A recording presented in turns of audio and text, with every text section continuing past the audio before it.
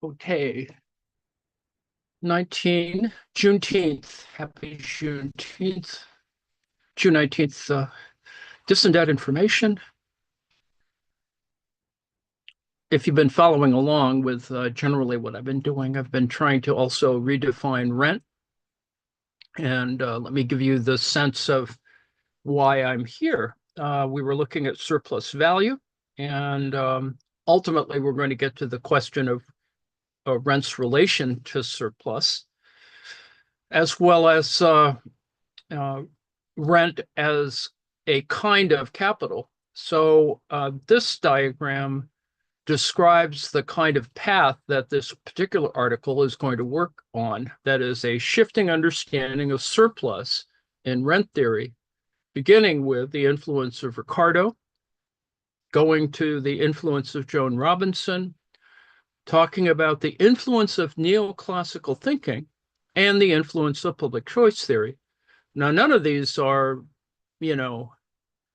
Marxist in the kind of pure sense, although pretty clear Joan Robinson should be folded in there with all due historical respect. And of course, the fact that Ricardo is there gives us the sense of the classical political economy and then ultimately the critique by Marx.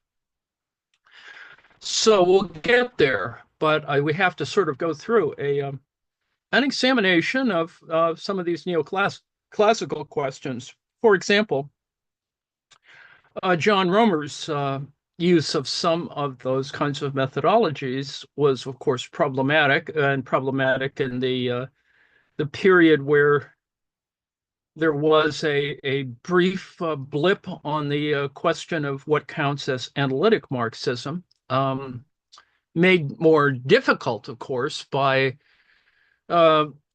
resistance from other folks, tarring it with something like so-called game theory Marxism, et cetera, et cetera. And there's always, we will plow through that eventually as well.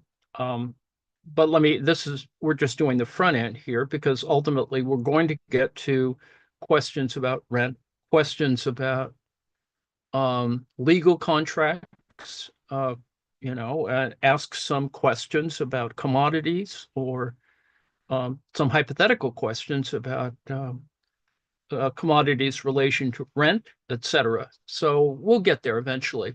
So it will be, just to give you this outline, because this is the outline of the paper, rent and income in excess of some total of efforts and sacrifice required for production extracted through control over scarce or monopolized assets, where effort and sacrifice is measured by prices at margin, that is the minimum reward necessary to persuade investors to abstain from consumption and workers to choose work over leisure. Rent is income in excess of transfer costs, the minimum reward necessary to keep resources or labor in their present economic use. Rent is income in excess of opportunity cost, in excess of the maximum that could be claimed by deploying labor or resources elsewhere. Rent is income in excess of competitive price, where competition within class is sufficient to deliver competitive prices aligned with opportunity cost. I know there's a lot of jargon there, but we'll get there. And finally, the influence of public choice theory also kind of fits into the history of this and kind of where we're going to go in terms of using certain models to either critique or reproblematize things like public choice theory. Rent is income in excess of the price that would prevail in a market-based economy free of state interference and coercion, right? So that's the regulatory thing. So this diagram, of course, will appear later on in the paper. Let's just start with the paper. Rival definitions of economic rent, the historical origins and normative implications by Beth Stratford. It's a 2023 article in the journal New Political Economy. Abstract. Across the political spectrum, the concept of economic rent is used to delegitimize certain incomes by marking them out as unearned or inefficient. This is this overlaps with the unpaid work question. But too often, users offer either no definition of rent, multiple definitions that are logically incompatible, and or definitions whose normative implications they appear not to comprehend. The first generalized concept of rent, which gained traction in the late 1800s, referred to incomes analogous to land rents. Remember, land rent, land, labor, and capital, in the sense of rewarding control over persistently scarce or monopolized assets, they're not identical, rather than labor or sacrifice. But by the mid-20th century, a very different concept of rent had been widely adopted by neoclassical economists. Income in excess of opportunity cost or competitive price. Not necessarily the same. According to this revised concept, most land rents would no longer qualify as rents. Now, that's an interesting idea, right? This article offers an account of how such rival understandings of rent emerged. This article evaluates the normative positions embedded within each and considers why so many commentators fail to spot their incompatibility. It describes how the concept of rent that the earliest adopters hoped would justify the socialization of scarce and monopolized assets became bent out of recognition, and deployed for diametrically opposed purposes. Now, the underlying point of this article, and yes, Marx does get mentioned, albeit in a footnote, is the idea that there are ideological elements, and this article doesn't talk about them as ideological, but rather that is the kind of surface against which this operates. That is, certain assumptions kind of got bundled in with other assumptions, and by the time you start writing textbooks and doing other craziness, you begin to think, oh, well, that must be an assumption that is, true. It gets into this, junk area or folk area.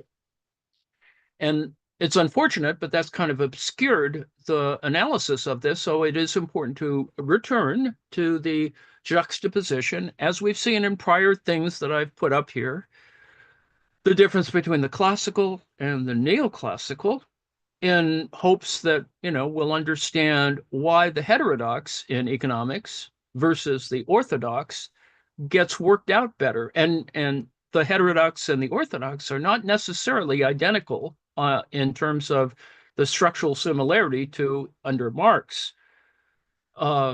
Marxist orthodoxy and Marxist heterodoxy. So we're not going there, so don't worry about that. But the problem is, of course, that you see these family resemblances, with all due respect. Key words: rentier, rent-seeking, rent theory, monopoly rents, opportunity cost. And, Marx doesn't talk about opportunity costs, although he implies it in certain places, but that's not our point, is to, hijack a concept that fits more in the neoclassical milieu.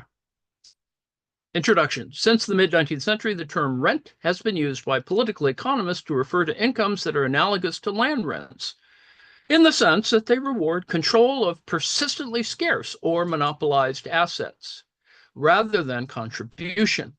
This concept of rent permeated political rhetoric in Britain and the United States at the turn of the last century. The scarcity-based concept of rent is on the rise again today, particularly among those concerned with the resurgence of rentier capitalism and new practices of rentierism. So you can see where this is going, right? Piketty,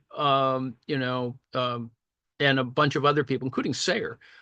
So this is a lively term, and particularly since we have been looking at financialization and rentierism. So, but in the meantime, an alternative understanding of rent has come to dominate neoclassical economic discourse.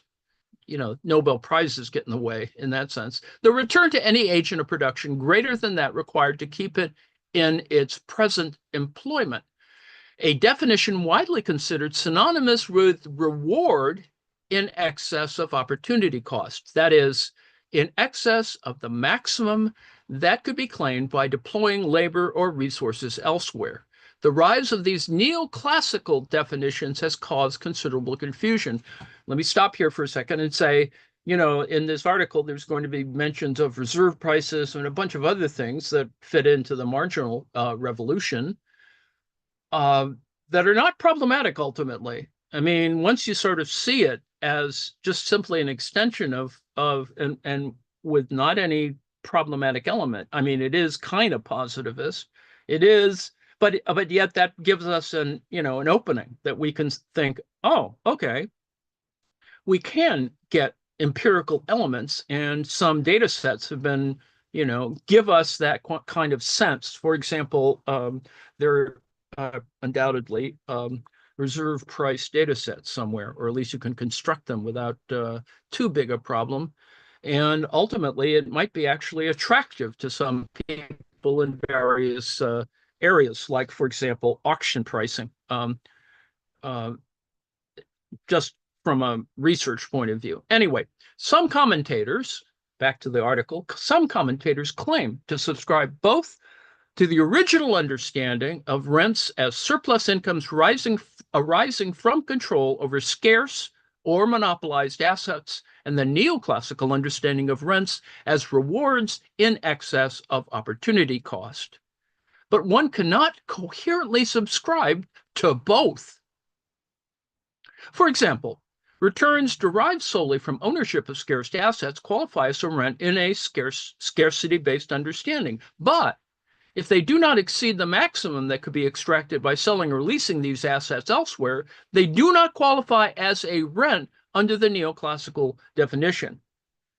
Conversely, a minimum wage worker in an area suffering unemployment extracts no rents under the scarcity-based definition. Yet that worker, lacking alternative options, almost certainly earns more than the minimum they would have accepted absent that minimum wage, and thus does gain a rent under neoclassical definitions. So it is a kind of semantic confusion about the limits or the range. The concept of rent is generally invoked to delegitimize certain incomes as inefficient and or undeserved, and urge policy reform reducing those rewards. Consciously or unconsciously, the choice of definition can therefore reinforce very different normative positions. This is where the ideological question sort of rises. Some rent theorists have acknowledged the discrepancy between the neoclassical and scarcity-based definitions, and Brett Christophers, as we've talked about before, and his relation to rent theory is there, and of course Sayre. This article goes further, addressing three questions that have remained underexplored in this literature. So the point, of course, here is that some of the literature is going to remain the same. Some of it has interesting implications. For example, with all due respect, the current erasure or eradication of so-called DEI elements has created, at least in small labor markets, unemployed DEI workers. That is, workers whose job it is to enforce or implement or manage DEI stuff. And NPR just yesterday or day before yesterday did a little piece on unemployed DEI workers who obviously have changed their, the way they do their resumes, et cetera. So it's not so much DEI because it's been, made taboo in a variety of places. They've just become human resource, folks with, many decades of experience. So 3 questions that have remained underexplored in the literature. First, what explains the emergence of such different understandings of rent? That is Beth, outlines some key moments in the history of economic thought that has spawned and shaped these rival understandings. Second, what normative positions are implied by each definition? namely because in policy you're going to have attempts to, make normative certain ideas in terms of the rule structure, et cetera. Third, why do so many commentators fail to recognize the incompatibility of the scarcity-based and the neoclassical definitions of rent? Now, the juxtaposition of scarcity-based and neoclassical obviously is something that we're, from a dialectical materialist point of view or whatever, it seems alien, but it's not really very alien. And in fact, that's why there was this, flurry in analytic Marxism of these kinds of questions, and why they're still sort of there relative to the adjustments that were made by other scholars on evolutionary game theory and a variety of other things. So there's a way to make this work without a lot of finagling and recrimination, let's put it that way. Section 2.1 outlines the origins of the scarcity-based concept. I distinguish two parallel arguments used to delegitimize rents in this tradition: a rights or justice-based argument casting rentier income as unearned, and a utilitarian argument portraying rentier income as inefficient. So you can already see here, there's a critique lurking in there, one that can relate to political economy, that is relative to well, we'll get there eventually. Section 2.2 argues that early theorists of economic rent failed to articulate a benchmark for measuring rents consistent with both justice-based and efficiency-based arguments, partly due to flawed assumptions in Ricardian rent theory, which exerted a powerful influence at the time. This failure, Beth suggests, created a theoretical vacuum in which a controversial new understanding took root. Now, let me break here for a second and say, yeah, that's kind of a social epistemology kind of thing, maybe. Section 3.1 outlines the emergence of the neoclassical definition of rent, that is, payment in excess of opportunity costs. This neoclassical definition has been widely interpreted in everyday speech as, quote, payment in excess of competitive price, unquote. Now, this misleading interpretation, I propose, may explain why so many contemporary commentators fail to recognize the neoclassical definition as incompatible with earlier rent theory, which also emphasized lack of competition as a source of rentier power. So we're going to begin to see that, yes, there are constraints being built into this from, a mathematical point of view, but you can also see that these constraints can be modeled, whether it's, what we were just talking about in terms of reserve prices, et cetera. So there's things that are at work here. Anyway, 3.2 section argues that the neoclassical concept of rent, sometimes unwittingly adopted by progressives, has undermined efforts to improve both distributional justice as understood by early rent theorists and economic efficiency, even on neoclassical terms. So here we already see there's, kind of weird family resemblance and overlaps and ambiguity. So, and also the introduction of distributional justice and economic efficiency. This contrast is this juxtaposition is actually very important, as a distributional justice is sort of underlying, for example, Piketty's questions on the inequality issues. In fact, public rent theorists have deployed it to justify policies that further privatize and concentrate control over scarce and monopolizable assets. You remember what I said, scarce assets are not necessarily monopolizable assets. And in our current economy, we have the urge to privatize for all kinds of other kinds of reasons.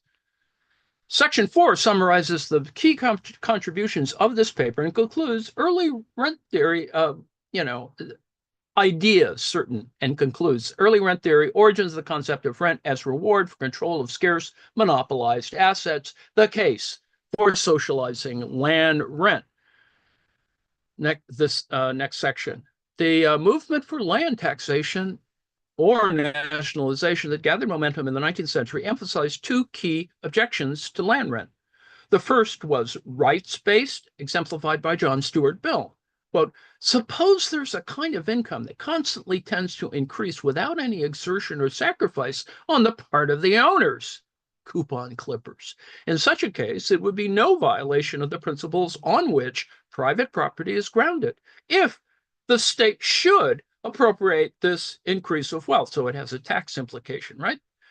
The principles Mill, close quote, the principles Mill appeals to are those implied in Locke's famous declaration that, quote, labor being the unquestionable property of the laborer, no man, but he can have a right to what that is once joined to, at least where there is enough and as good left in common for others, close quote. Lockean labor theory was taken by many of his conservative heirs to justify a strong, laissez-faire property rights regime.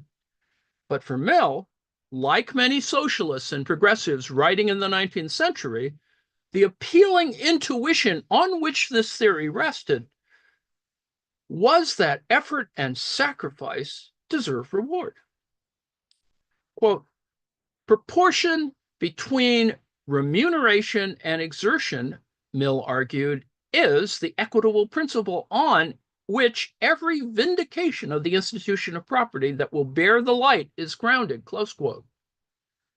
Thus, rather than justifying entitlement to whatever payment the market might deliver, they insisted that Lockean theory justifies only that portion of revenue that compensates labor and sacrifice.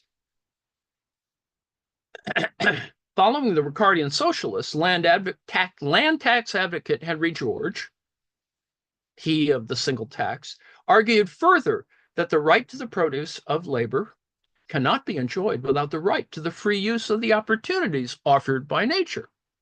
And to admit the right of property in these is to deny the right of property in the produce of labor. In other words, the failure to leave, as stipulated by Locke, enough and as good for others creates the conditions for exploitation.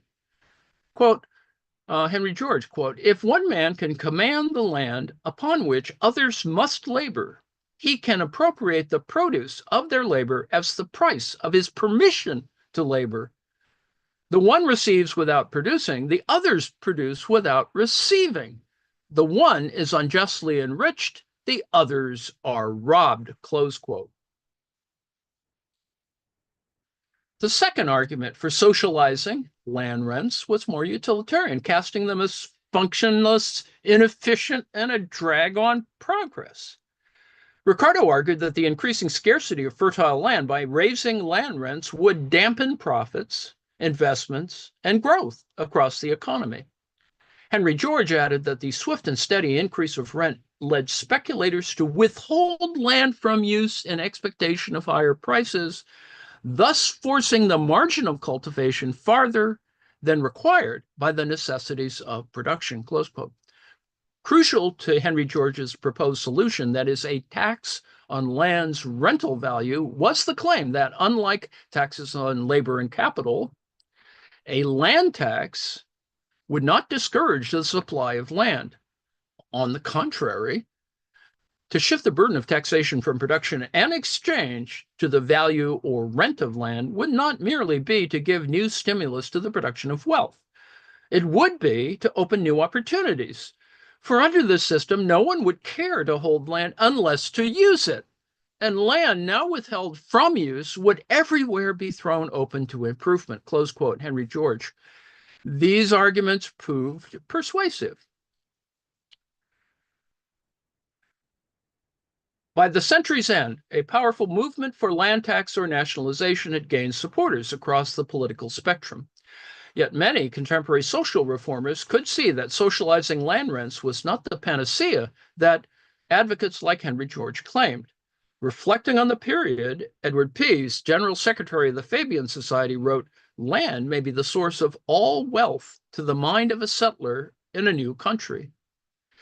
To those whose working day was passed in Threadneedle Street and Lombard Street, on the floor of the Stock Exchange and in the Bank of England, land appears to bear no relation at all to wealth. And the allegation that the whole surplus of production goes automatically to the landowners is obviously untrue, close quote. It was in this context that the broader concept of economic rent, of unearned income from control of scarce or monopolized assets more generally, took root. The generalization of the concept of rent. Next section. The analogy between land rents and monopoly prices was obvious to many classical economists, but these were understood as exceptions to the general rule that market prices reflected the costs of production, as we have yammered about. Among the first to deviate from this consensus was Archbishop Richard Whately.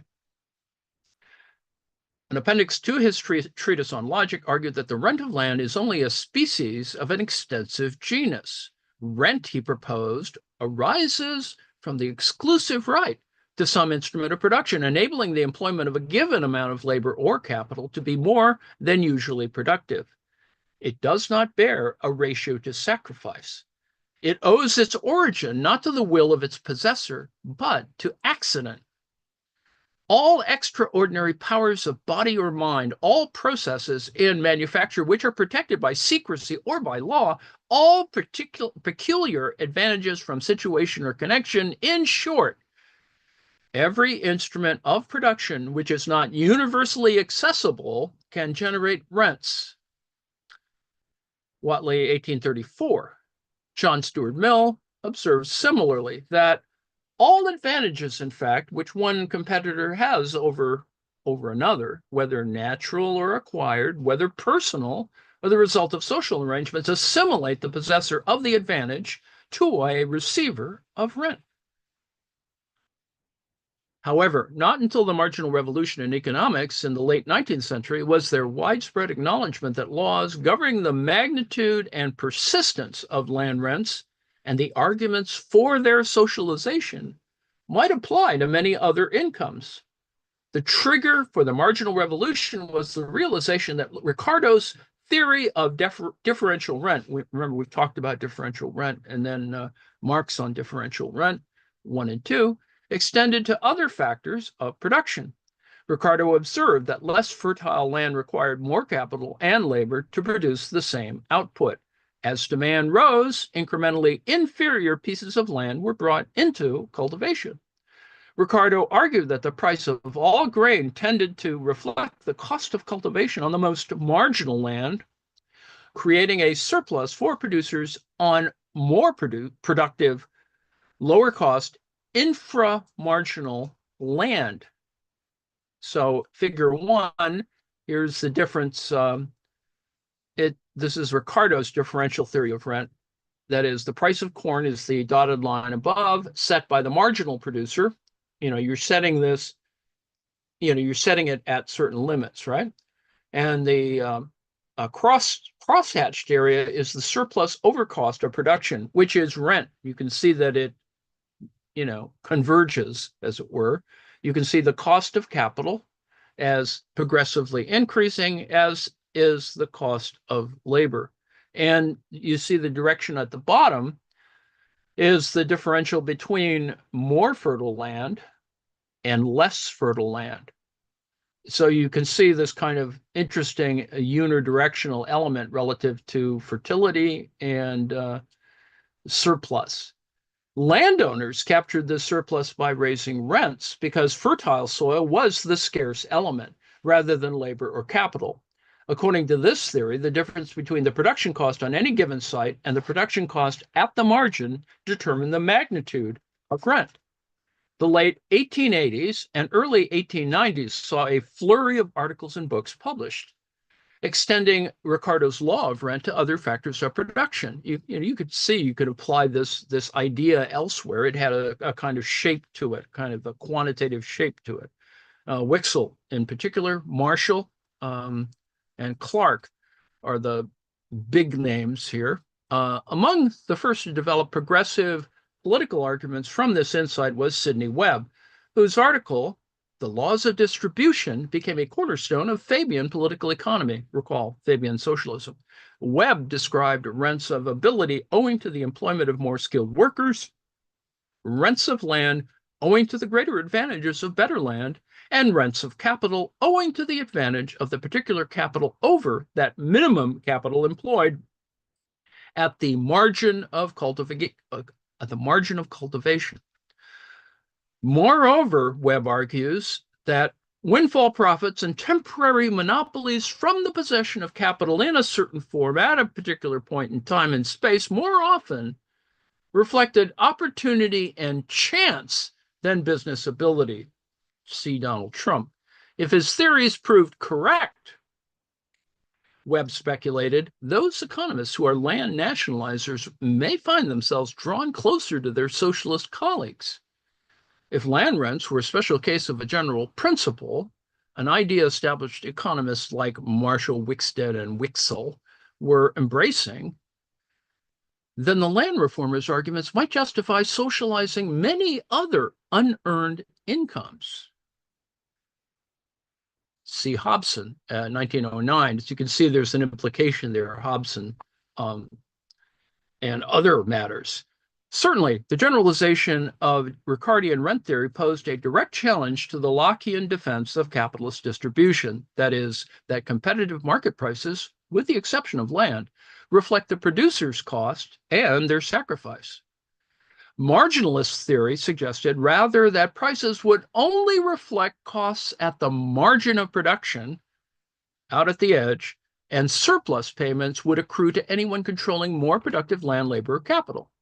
Marshall insisted on the term quasi-rents, and this lasts for a long time, quasi-rents, quasi-rents, for surplus payments accruing to labor and capital, since they would be fleeting compared to land rents. His contemporaries were less sanguine. The new marginalist theory of exchange value was so influential that in England by the 1890s, many economists and political theorists sympathetic to socialist goals shifted from Lockean arguments built on the traditional labor theory of value towards what Fried calls rent theory Lockeanism or progressive rent theory. Now, among the most influential were new liberals, Leonard Hobhouse and John Hobson.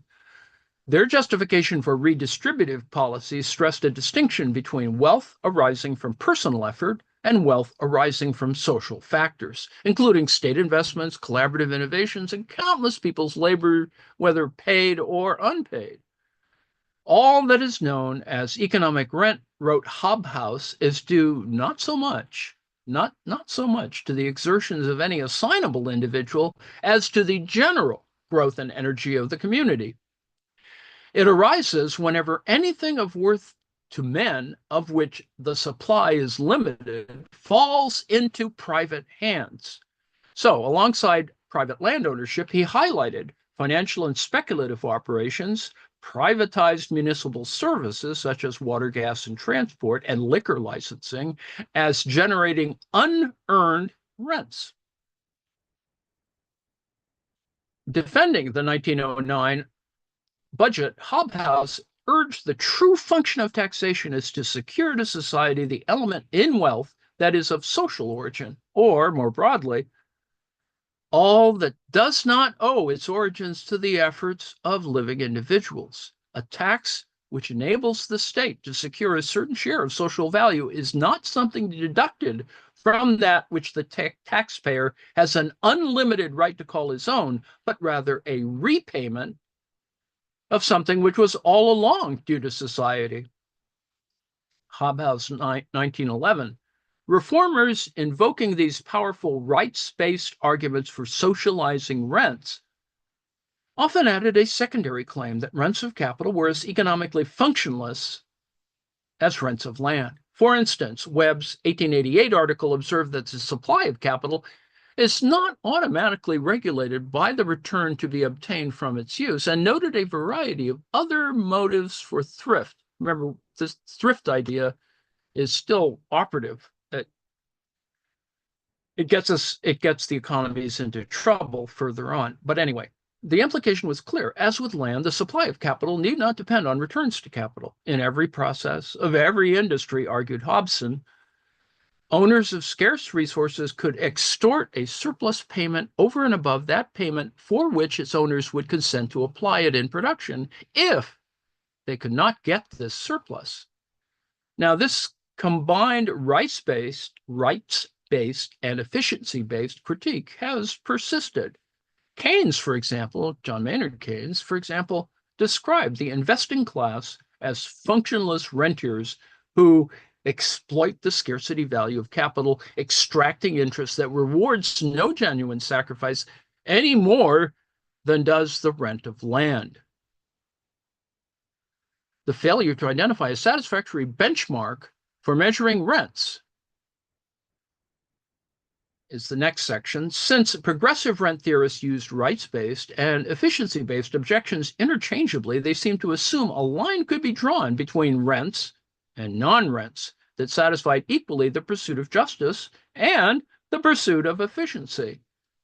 So all agreed that rents were surplus incomes extracted through control of scarce or monopolized assets or attributes, and not justified by the recipient's contribution, but they lacked a consistent normative definition of surplus and contribution. According to Lockean rights-based arguments, income that compensated the recipient for sacrifice and effort was not rent. Now you can see there's something going on here in terms of, its definition on the one hand. On the other hand, it does represent a certain ideological difference. But anyway, consistent with this, many discussions of rent or quasi-rent described the surplus in question as a return above the sum total of the efforts and sacrifice required for production. Marshall, 1890, and Hobhouse, 1911. Labor's sacrifice was considered to depend upon factors such as the difficulty of learning the trade, right, training, the agreeableness and constancy of the employment, and the risk of failure. Financier's sacrifice was considered by some to consist of simply abstinence. And, how are we to price such a sacrifice? Unsurprisingly, Ricardian theory exerted a powerful influence as early rent theorists fumbled for an answer. Ricardo theorized that the worst quality land at the margin of production would receive no rents. Output here would be just high enough to pay labor and capital costs. Now, if Ricardo was correct, and if rents of ability and rents of capital were truly analogous to land rents, it follows that they would also diminish to zero at the margin, so that wages and returns to capital here would represent the real costs of production. Now, this assumes all kinds of numbers and stuff. And so remember, this is an assumption. This assumption was adopted in several early or influential discussions of rent theory, including by Sidney Webb, John Hobson, Alfred Marshall, and Robert Hale.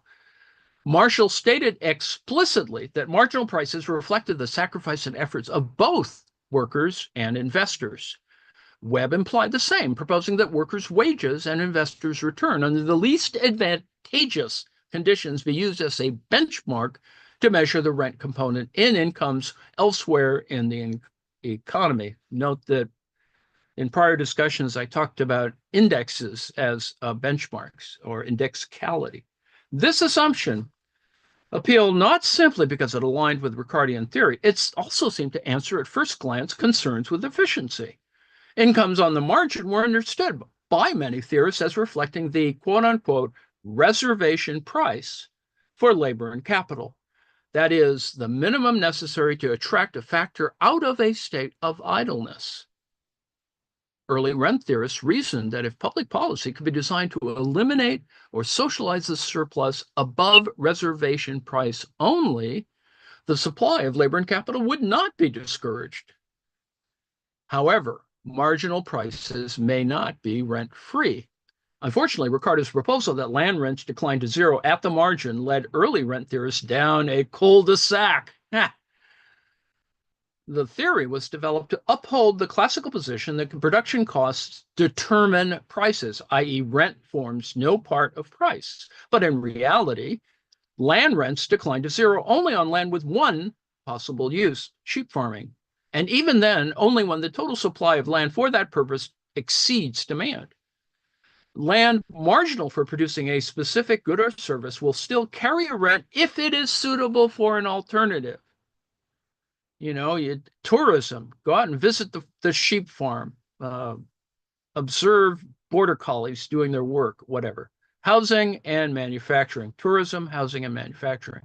If rents are understood as incomes analogous to land rents, then only forms of fixed capital with one possible application whose supply exceeds demand would be unable to attract rent. Since money capital, by definition, always has multiple possible applications, there may not exist an observable rent-free margin for money. Moreover, problems arose with the idea that incomes exceeding marginal reservation prices would necessarily be unearned and inefficient. So this thrift thing, right, it lies in the background. Marginal prices are no guide to effort or sacrifice. This next section. Marginal incomes can only reflect effort and sacrifice if parties to the exchange have equivalent bargaining power. Now, the reality is that people without land or capital enter agreements under a form of coercion, as vividly illuminated by political economist Percy Ravenstone. Quote, "From this moment, labor ceases to be free. A man cannot exercise his faculties without paying for the permission to do so.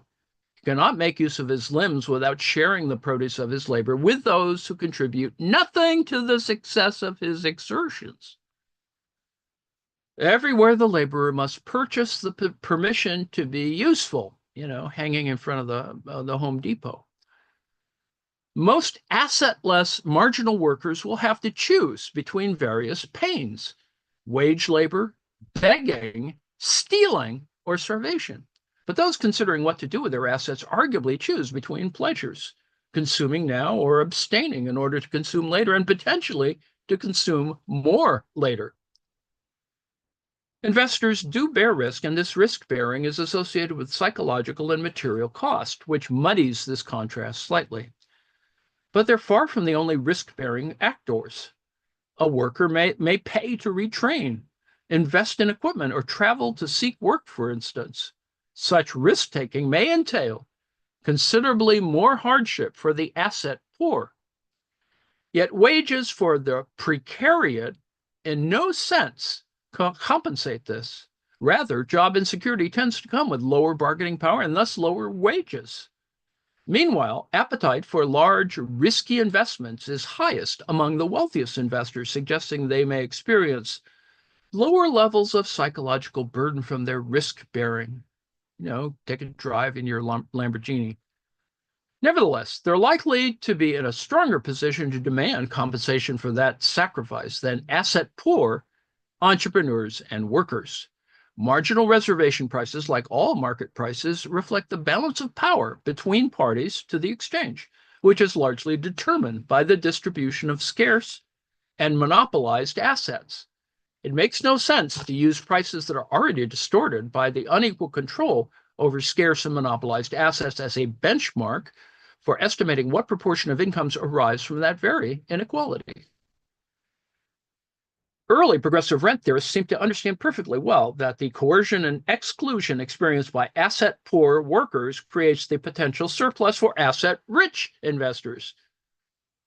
The rich get richer, the poor get poorer, but they nevertheless failed to propose an alternative benchmark for measuring rent that was consistent with this insight. Next section, marginal prices are no guide to efficiency. Fried speculates that it was the twin allegiances to utilitarian concerns and Lockean concerns that led most progressive rent theorists to acquiesce without comment in the view that the marginal supply price for capital reflected the sacrifice of the investor. But the idea that marginal prices indicate where efficient returns and functionless returns begin is also flawed. Now, I think that should be fairly obvious. It's not a perfect set of exchanges. Marginal reservation prices indicate the rewards required to bring a factor of production out of complete idleness where the recipient's choice is binary. You either use your labor, land, or capital, or you don't use them. They do not indicate the rewards required to attract a factor of production to its most efficient use, however defined, when the recipient faces multiple different options for deploying their land, labor, and capital. Now, many believe that the Georgian response, Henry George response, sidestepped this issue. A land value tax, if regularly adjusted to reflect changes in market rental value, would capture the entire rent of land and preserve landowners' incentive to evict less profitable tenants and search for more profitable land uses. Now, it was difficult to imagine how a tax on surplus rewards for all intramarginal investors and workers could be designed to preserve this price signaling role. Although most rent theorists recognize that the most profitable application of resources is not necessarily the most socially useful application, many nevertheless believe profit-seeking behaviors brought efficiencies and worried about diminishing them. Hobhouse, for instance, worried that the liberal policy of taxing unearned income more heavily than earned income, while on the right lines, could be misconceived insofar as such taxes diminish the profits and weaken the motive springs of industry. Although the rhetoric of unearned rents had some impact upon policy and law, utilitarian concerns and/or political pragmatism eroded early rent theorists' confidence to defend the original concept of rent and assert its value in guiding policy. This vacuum created the conditions for a new concept of rent to take root, one that lent itself to a radically different political agenda. Next section, rent in neoclassical theory. Origins of the concept of rent as income in excess of opportunity cost. Let me just stop here for a second. Let me break and say that opportunity cost is, of course, this question of that it's, or the simple example that you give in a 101 economics course is that it's better to have your airplanes up in the air than not have them travel from place to place in terms of scheduling your airplanes, because it actually ultimately the opportunity costs are lower if you keep moving the planes around, even though they're not running full, that is fully loaded. And if you've ever been on a plane that for a variety of reasons has, you're one of only, 5 or 10 people on an airplane, you suddenly realize, oh yeah, this actually does occur, that it's better to get the plane to fly because there are other contingencies built into the question of cost, even though it seems like, why would you have this, huge airplane fly with only a couple of passengers? Joan Robinson's influential definition of rent, The Economics of Imperfect Competition, published in 1933, marked a decisive moment of bifurcation in understandings of economic rent. Robinson began her discussion of rent by explicitly acknowledging that economists term rent to describe earnings analogous to land rents. But she narrowed the focus to just one aspect of this analogy: the economically functionless nature of rents. The fact that the free gifts of nature do not require to be paid in order to exist. Thus, Robinson abandoned the earlier rent theorists' concern with distinguishing rewards for real sacrifices and effort and rewards for ownership and control between earned and unearned incomes. Instead, she focused on the idea that rents represent a surplus over and above the minimum earnings necessary to induce a factor of production to do its work. Robinson's innovation was to analyze this surplus from the perspective of a particular commodity rather than the entire economy. This is an important moment. From this vantage point, what matters is not the minimum required to bring a factor of production out of idleness, but the payment required to keep a factor of production in a particular use. A worker, an entrepreneur, or an acre of land will be transferred from one use to one use from others when the reward that it can earn in the one use is higher than in the others. The price, which is necessary to retain a given unit of a factor in a certain industry may be called its transfer earnings. Note that this also overlaps with the emergence in institutional economics on issues of transaction costs. This analysis led Robinson to a wholly new understanding of rent, the difference between actual earnings and transfer earnings, which she argued were largely determined by the payment that a factor of production could attract in the next profitable use. Effectively, Robinson specified the portions of income that could be eliminated without altering the existing distribution of factors of production among agencies, industries, and application.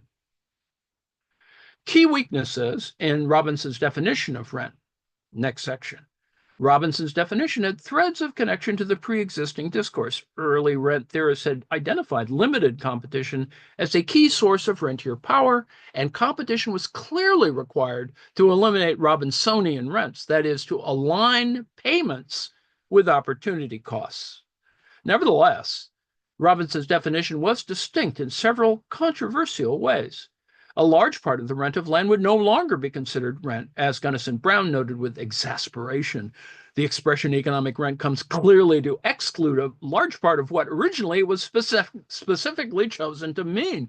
The owner of a piece of land in a centrally located business block of a large city who derives, say, $20,000 a year on the land from a tenant who uses it for a particular kind of merchandising, but could only derive $19,900 a year if the land were used for another kind of merchandising or for banking and finance, does not really have $20,000 of economic rent, but only $100. That's a little extreme there, of course. Moreover, the portion of rent would be infinitesimally small if, instead of comparing actual returns with those available in the next most profitable domestic industry, we compare actual returns with those available in the next most profitable opportunity anywhere in the economy. Now, this drew complaints that Robinson's definition leaves rent theory in a nebulous state by giving drastically different estimates of the magnitude of rent depending on the level of analysis. For precision, we need to specify not only the realm of comparison, see, this is refining the indexicality, right? Industry, region, country, world, but also the time period, since an alternative opportunity may be more profitable in the short term, but not in the long term. Finally, although Robinson implied that currently existing economic opportunities should provide the benchmark, the index, against which to measure rents, she did not rule out the idea that rents may be measured against the next most profitable opportunity that would pertain under different economic institutions. For example, in the absence of labor rights or intellectual property laws. Such institutions radically alter the payments necessary to keep a factor in its present occupation. In practice, many adopting Robinson's definition choose existing opportunity costs as the benchmark when it suits them, and otherwise use the hypothetical opportunity costs in a more ideologically preferable policy landscape. See section 3.2.1. Next section, the adoption and reinterpretation of Robinson's definition. Now, despite these theoretical ambiguities, and in some cases because of them, within a few decades, Robinson's conception of rent had actually been widely adopted. Kenneth Boulding, for instance, defined rent as any payment to a unit of a factor of production in an industry in equilibrium, which is in excess of the minimum amount necessary to keep that factor in its present occupation. Now, for Stigler, the rent of a factor is the excess of its return in the best use over its possible return in other uses. Now, over time, such formulations were condensed to, quote, income in excess of opportunity costs. You see the kind of compression of the definition that it's actually much more articulate in other contexts. For neoclassical economists, Robinson's definition appealed partly because it appears to align with the hypothesis on efficient markets, right? Efficient market hypothesis. This is this whole idea, and it is a myth, but it's interesting to see it configured, is the idea that markets clear, right? We've talked about this before. In neoclassical theory, a perfectly competitive market is free of Robinsonian rents, since the price of equivalent uses of labor, land, and capital is identical. It is also efficient, according to the neoclassical definition. It is apparently on this basis that many neoclassical economists came to consider Robinson's definition as synonymous with payment in excess of competitive price. So it's a kind of text in that sense. But anyway, the problem with this step is that it assumes opportunity costs, the rewards that could be had by pursuing opportunities elsewhere in the economy, are themselves determined under competitive conditions. That's figure 2, we'll see in a second. This requires, among other things, a denial of the reality that opportunity costs are shaped by the existing unequal distribution of assets. And the unequal control of assets is a barrier to perfect competition, which, if you assume it never happens, is, additionally more problematic. A denial of this reality is, of course, highly convenient to beneficiaries of the status quo, and is perhaps most blatantly displayed by public choice theorists, who have written extensively about the social cost of so-called rent seeking. It is instructive to examine their arguments, which show how theories built around Robinson's definition of rents can serve an agenda diametrically opposed to the early progressive rent theorists. So here is opportunity cost and competitive price. So this is not as ponderous as the figure 3 that I introduced at the front, which I will come back to. So on the left, in the blue square, rent equals payment in excess of competitive price. On the right is rent equals payment in excess of the opportunity costs. So these two ideas have a kind of intersection. That is, these definitions become compatible only in an economy in which the existing structure of rights delivers most competitive prices. So there's a, as it were, a structure of rights which can be regulatory, can be, has other contingencies built into it. The state steps in, etc. So normative implications of opportunity costs as a benchmark for measuring rents. Next section, public choice theory and the rent-seeking literature. For those who understand rents as arising from unequal control over scarce or monopolized assets, rent-seeking indicates the expenditure of resources and labor to accumulate and enhance those rent-bearing assets, land, intellectual property, lucrative government contracts, energy, water, transport infrastructure, financial assets, and so on. This is seems kind of universal in that context. However, but the earliest and most high-profile adopters of the term rent-seeking, and yes, there were Nobel Prizes here, public choice theorists like Gordon Tullock, James Buchanan, Congleton and Tollison used it rather differently. Congleton writes, I think, in legal context. But anyway, these public choice theorists designated rent seeking as the resource wasting activities of individuals seeking transfers of wealth through the aegis of the state, the pursuit of profits via the use of government coercion. You'll see the pursuit of profits via the use of government coercion. Right, Doge. Right?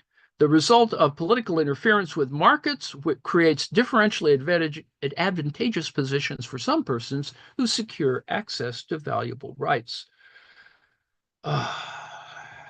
Land markets, now that the government has, on the one hand, 250 million, the federal government has 250 million acres of land, and the current big, beautiful bill proposal fronted by that terrible person, Mike Lee, is that at least 2.5 to 3 million acres of land be released so that people can more productively use federal land. But the reality, of course, is that these are, there's a whole business about, anyway, I'm doing a thing on this, and they're placed in interesting positions. And I think it's quite possible, although I don't think it really will occur, unless there are smart people running around, that freedom cities can be built from this $1 million federal land giveaway. But anyway, such definitions might seem peculiar, but in fact, they represent a partially logical progression from Robinson's definition of rent,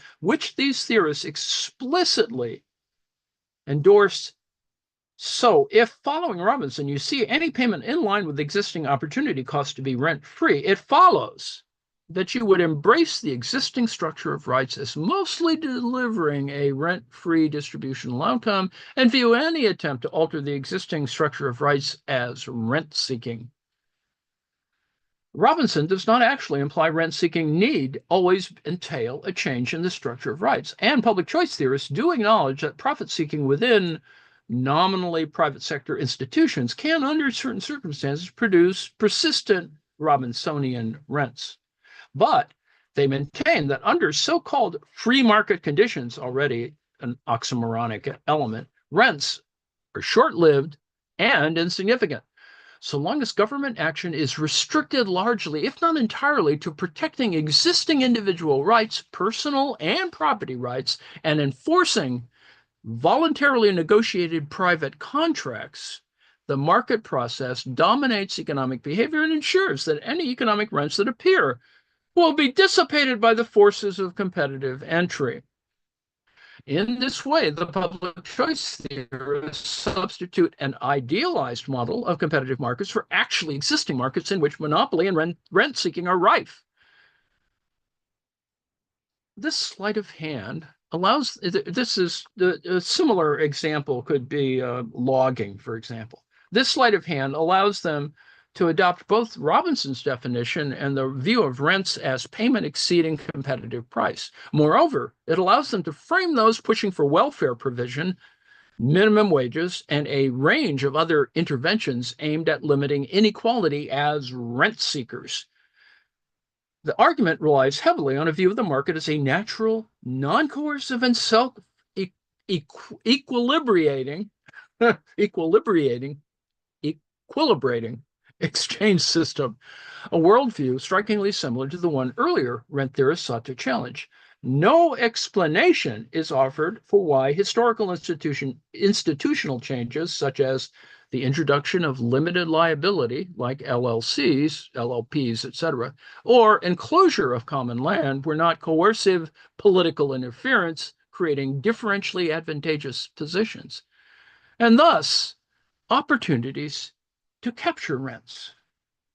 Like many before them, public choice theorists treat the rights defining and distributing wealth as if found ready-made by the state, rather than actively constituted by law. This is the whole point of looking at, code of capital, et cetera, that this is modified in a variety of ways, in a whole, contracting process, the leasing process, and et cetera, for things like mineral rights. All efforts to change rights, whether through taxation, welfare provision, or union rights, are then dismissed as rent-seeking.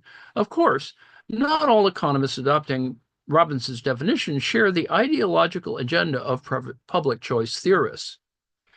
Some argue Robinsonian rents can be efficient, and the category should be used in a non-normative way.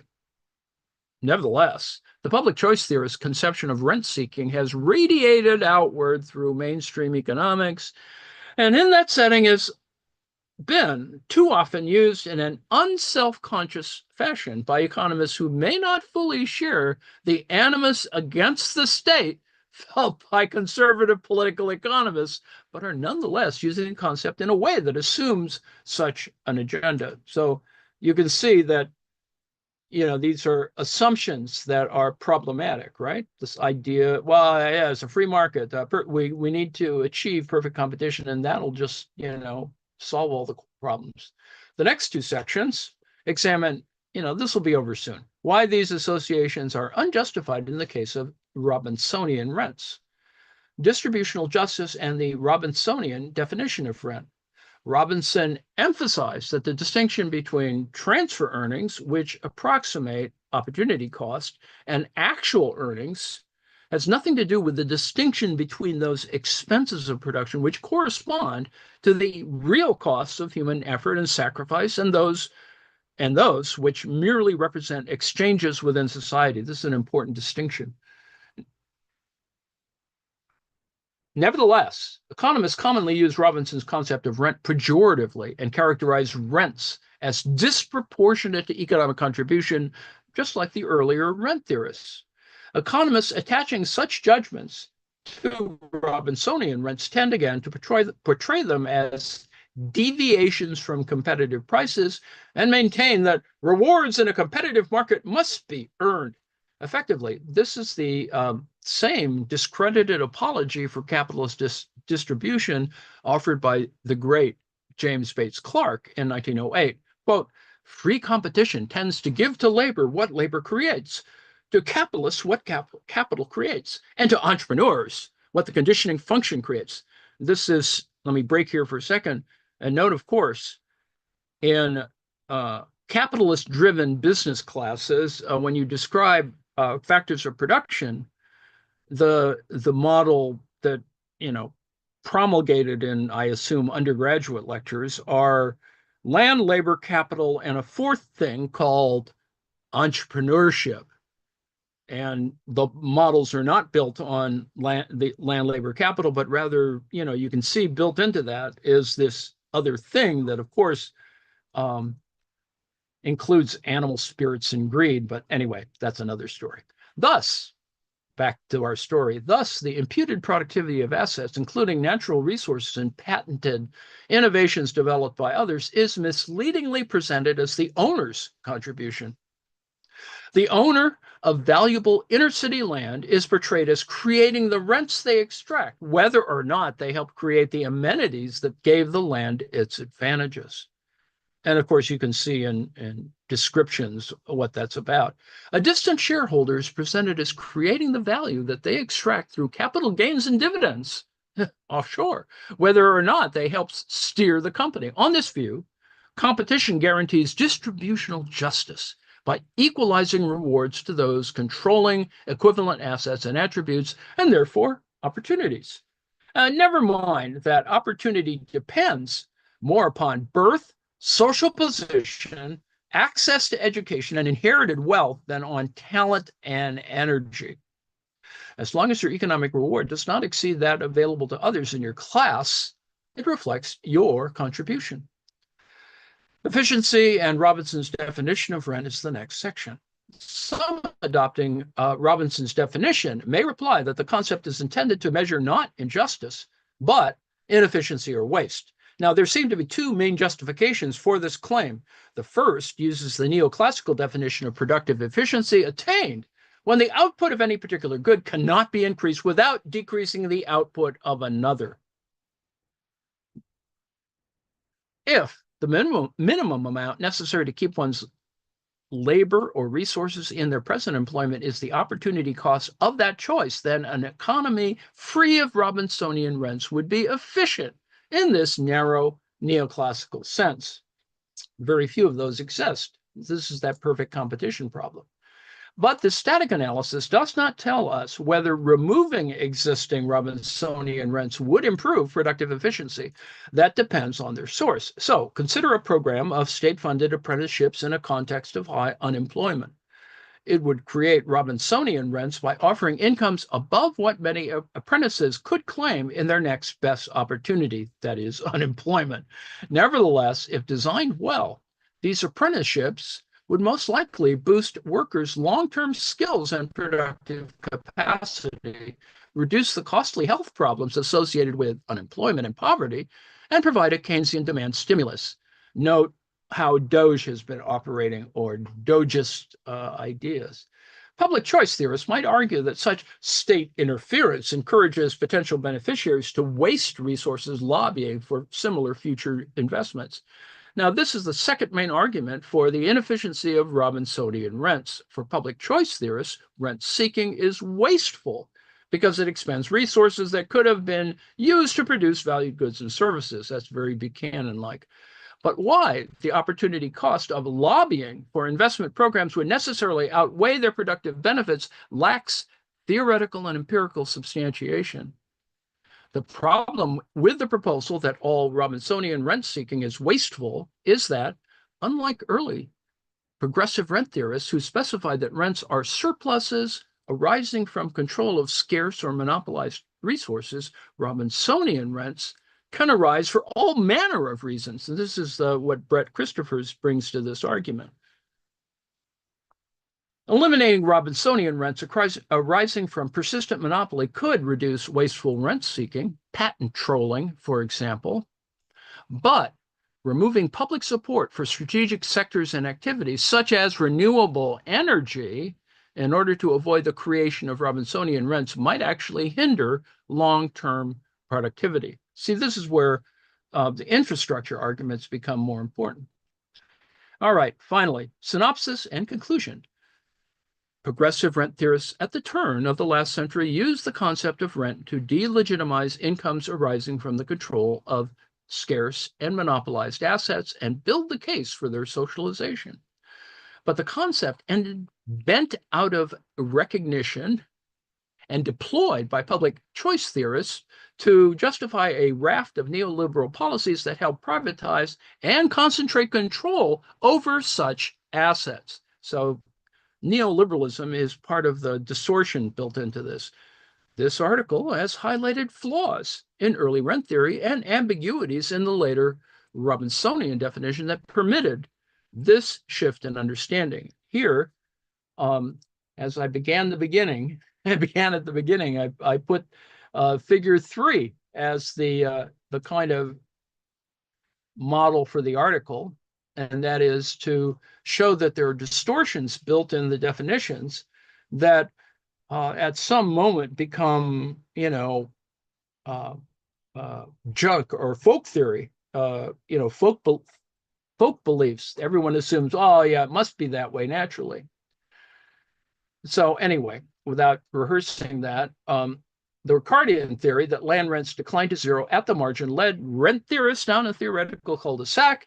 It encouraged them to coalesce around reservation prices at the margin of production, that is, the minimum necessary to pull labor or capital out of idleness, as a benchmark for estimating rents. From here, it was a small step to Joan Robinson's benchmark, that is, the minimum necessary to keep resources in their present use, for which opportunity cost is a widely accepted proxy. It's not the same as keeping things out of idleness. With this small tweak and her decision to drop any reference to scarce and monopolized assets, Robinson transformed the meaning of rent and undermined its usefulness as a guide for distributional justice and efficiency. After all, in the context of figure 3, you see this shifting understanding of surplus, highly unequal control over scarce and monopolized assets. Opportunity cost represents economic power, not contribution, and the conflation of income in excess of opportunity cost and income in excess of competitive price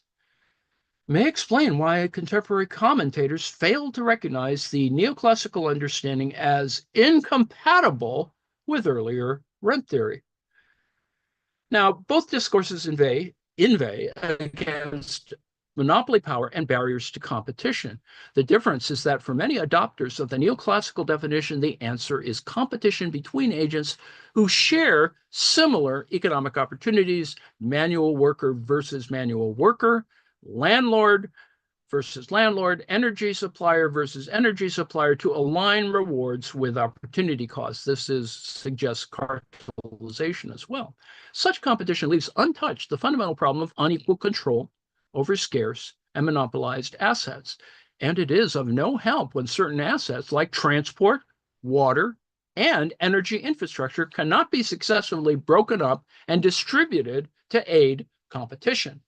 Rather than merely denounce the appropriation and repurposing of the concept of rent, rent theorists need to address the weaknesses in early rent theory that permitted it and identify a benchmark for measuring rent that is consistent with the scarcity-based definition and with the claim that rents are unearned and inefficient. It is beyond the scope of this article to evaluate potential solutions to this problem in any detail, but I will signpost This is Beth speaking, but I will signpost one potential resolution that I intend to explore in future work. That is, if existing opportunity costs are flawed as a benchmark because they are shaped by existing rentier power, and you can see how this can apply to financialization, could we instead use the opportunity costs that would prevail in the absence of rentier power? So it's a kind of counterfactual.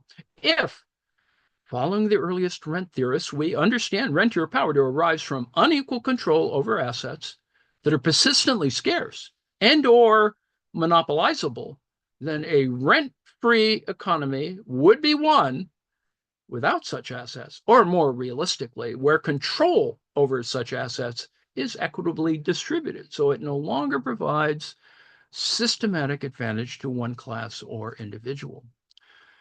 This rent-free counterfactual could form the basis for a new scarcity-based benchmark for estimating rents. The maximum that could be demanded for a given type of service, labor, loan on land, loan of land or capital, in the context of equitably distributed control over persistently scarce and monopolizable assets. Such hypothetical opportunity costs are a reasonable proxy for the minimum necessary to meet a given economic purpose in the absence of rentier power and the coercion, that accompanies it. Thus, although it would be challenging to estimate and open to dispute, this new scarcity-based benchmark would seem to uphold the rent theorists' concern for efficiency without trampling on their concern for distributional justice. So that's the conclusion. Yes, I know it seems a little confusing, but there are good notes, and even a mention of Marx, regretting that Marx died before finishing his analysis. And even though Engels completed volume 3 of Capital and published in 1897, appears to have had very little influence on the early progressive rent theorists. And that's a whole nother story in and of itself. So the notes are interesting. And Beth Stratford, the author, has good references. So all of these things work. This has been an article on sort of redefining rent or rethinking about rent, and it's historiography in one sense, because there is a dominant idea about it. For example, Buchanan and Tullock, et cetera, rent-seeking and public choice theory have kind of dominated the discourse on this, so that when Marxists sort of look at these rent theories, they all worry about the consonance with congruence with Ricardo, and then get tied up in, is it or is it not neo-Ricardian, and a whole bunch of other stuff. And so the reason why I chose this article was to sort of indicate that concepts of rent have been distorted over their history, have certain assumptions that got distorted along the way. And for example, Robinson shouldn't be just seen as a rent theorist. Certainly she talks about other things that are actually much larger and more structurally important, aside from the fact that she should have been given a Nobel Prize. But anyway, so that's kind of where we are. There are no questions. I'm going to stop the share and terminate the live stream. Thank you very much. This is Beth Stratford's article on rival definitions of economic rent, Beth Stratford, historical origins and normative implications, a 2023 article, and has good side references, including Brett Christopher's work.